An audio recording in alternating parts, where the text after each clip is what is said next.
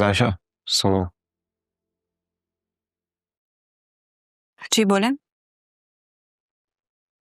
अरसलान जाग रहा है। क्यों, कोई काम था उससे? नहीं, उससे नहीं, तुमसे बात करनी है। मुझसे? आपको मुझसे ऐसी क्या बात करनी है जो अरसलान से छुप के करनी है?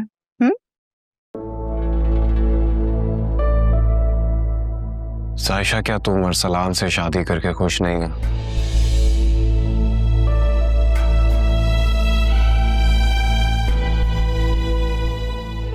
और ये सवाल पूछने का हक आपको किसने दिया?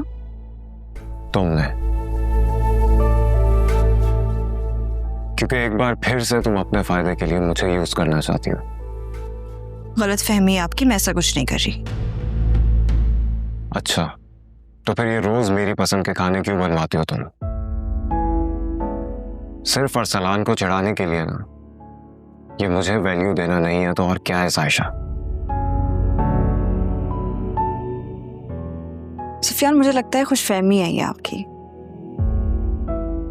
आपको लगता है कि आप मेरे लिए बहुत अहम है।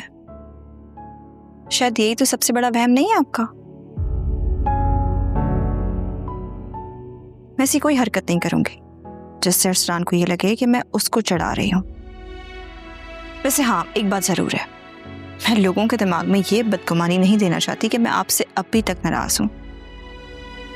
इसलिए मैं सबका ख्याल रखती हूँ तो उसमें आपका भी रख लेती हूँ। इतनी बड़ी बात नहीं है ये। ठीक है, तो फिर तुमने ये अपने हाथ में हमारी मंगनी की अंगूठी अब तक क्यों पहनी है? मैं अहम नहीं हूं तुम्हारे लिए तो इसे उतार के फेंको। सिर्फ अरसलान को तंग करने के लिए तुम ये सब कुछ कर रही हो। ऐसा नहीं करो सायशा।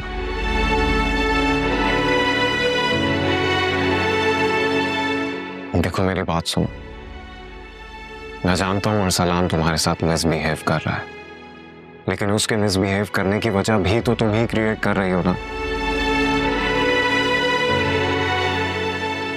कोई भी शौहर ये बर्दाश्त नहीं कर सकता कि उसकी बीवी का पास्ट उससे जुड़ा रहे, चाहे वो उसका भाई क्यों ना हो। सायशा, सुफियान, आपको नहीं लगता कि आपको मुझे लेके कुछ ज्यादा ही गलत फहमियां हैं?